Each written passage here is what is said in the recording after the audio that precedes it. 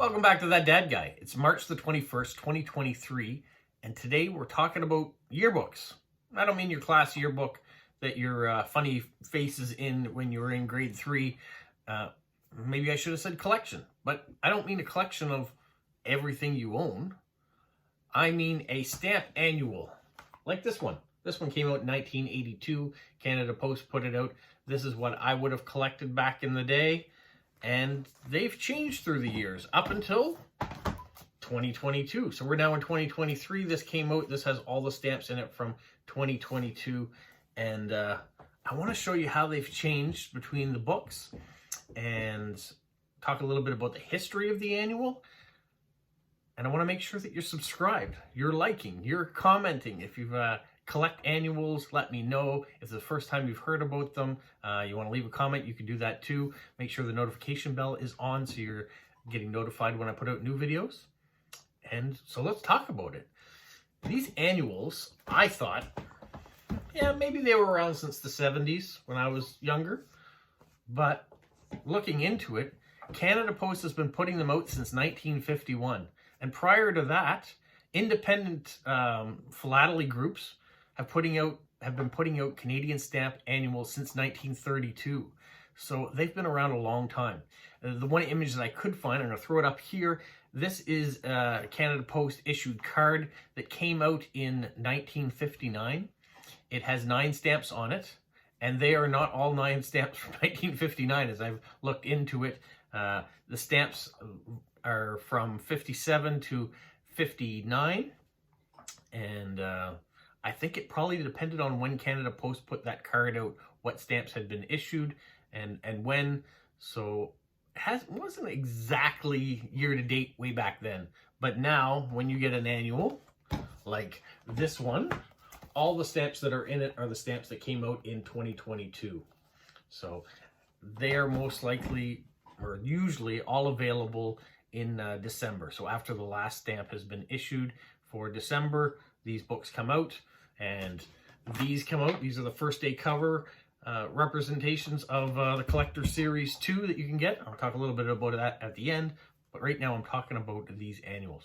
I'm also going to throw up a picture right here. On the back of that card that I showed you from 1959, they have a brief description of each one of the stamps, when it was issued, what it's called, and it's in English and French. Not a lot of detail.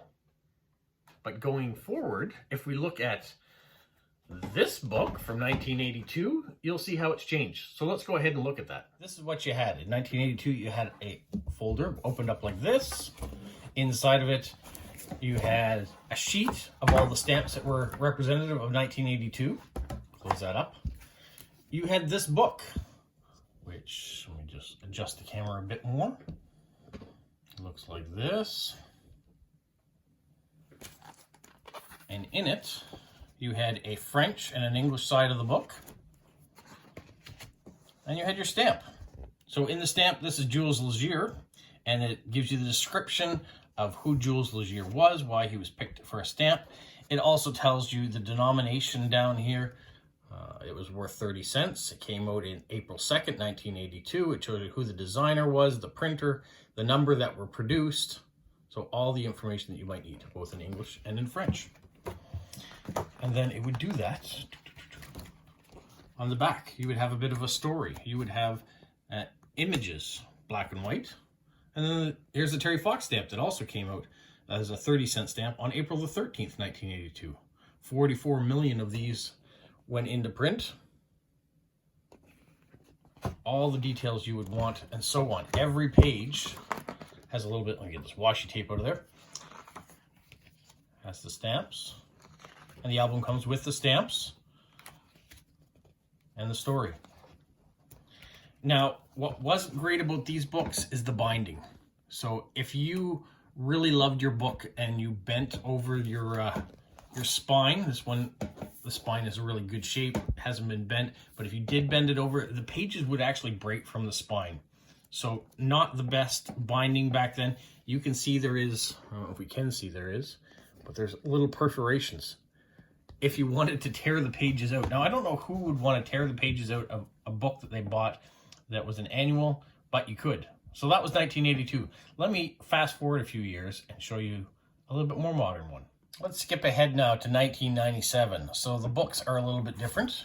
You can see they're in here. You slide them out like so. You have a nice hardcover, lots of protection for them. Really like those. The album here, you got a nice polar bear on the front of the collection. The spine you can see has been made a little differently now. A little bit more hardcore. You can actually open it right up. The images inside now, we have color. They didn't in 1982. You can see the languages.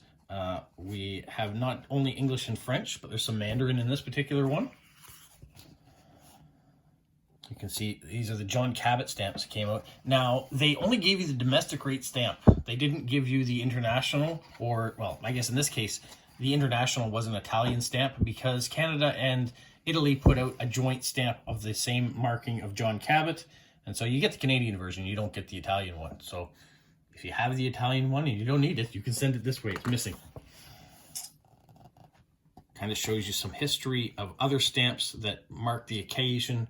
So a lot more detail on each stamp. Here's the Law Society of Upper Canada. Here's the stamp that came out, the image, tells you all about it here, tells all the details into it. Boy, does it give details.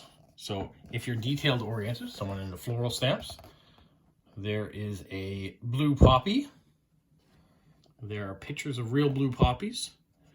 There's everything you may want to know of why the blue poppies or how the blue poppies got here, and both in our two official languages, English and French.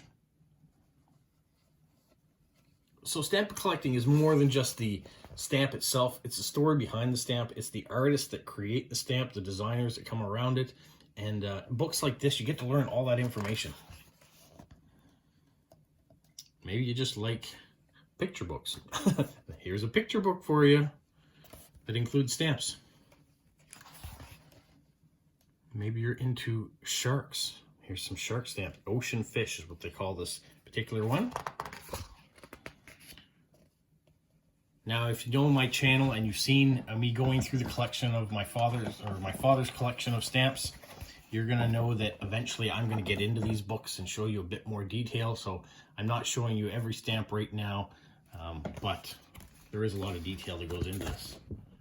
Look at this. This is a pull away page showing you the Rocky Mountains, highlighting some of the things, the birds of that year. So 1997 I have shown before, all the stamps that have come out. There's some Highland dancing, the Highland Games, Chinese New Year, the art, but just beautiful image, beautiful books. The reason I'm blessed to have these albums is because of my father's stamp collection. In 1997 is when he started collecting the albums themselves. I think it had something to do with him being retired and his ability to get every one of the stamps that comes out each year was affected. So in order to make sure that he didn't miss the stamps that came out each year, he started buying these collections. And so from 1997 all the way to 2022, we've been getting these collections. Now, I've been buying them for him the last few years. This year when I bought him one, he didn't even remember these stamp albums, unfortunately. So it was kind of nice because I could pull out some of the older ones that he had and show him the stamps that were in it. And it was almost like he was seeing them for the first time. It's a downside of getting older and having a disease, but he still was just as happy to see it, to get it, to see that he had them in the past. And I guess that's why I've got the collection now, to take care of and to help it grow, because he's not at the stage where he can do that anymore. But they are beautiful. He was onto the right thing when he started getting these. This one hasn't even been opened yet. I got it for him at Christmas. He didn't open it. He left it here. So at some point I'll probably have to open that up. The stamps usually come in an envelope, and then you put them into the sleeves that are on each page where they go. So I'll have to do that for him. And then he can see it again when he wants to. So those are the collections that Canada has put out for the stamps. Great, great, great things to have. If you haven't collected them before, you might want to pick them up.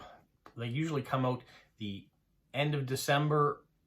That's usually when my post office at least has the collection. So the last stamp that was issued in that year has been out, and then they put the whole album out, having all of them. So that's great. And if you're into first day covers, they do the same thing like I showed you before. I'll reach up, I'll show you again. There's the book. It comes with a wooden box that you can keep them in, which is nice. There are the images of all the first day covers that they produce. There was the price last year in Canadian funds, $68.95 is what it costs for that collection of first day covers. So maybe that's what you collect instead. Maybe you don't want to collect the individual stamps, you want a first day issue. They do that as well. Not to keep promoting what Canada Post sells. That's not my intention. It's just as a stamp collector, I want to show off what my country offers and the different things that you can get out there. So that's what we're talking about today. Hopefully you like it. Hopefully you've subscribed. If you haven't, go ahead and subscribe. Hit like, hit the notification bell, leave a comment.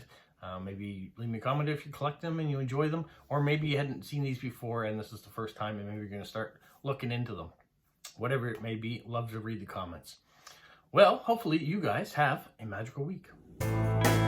What, Polo? You say like, subscribe, share, and tell all your friends. Who's a good boy? Who's a good boy? Bye.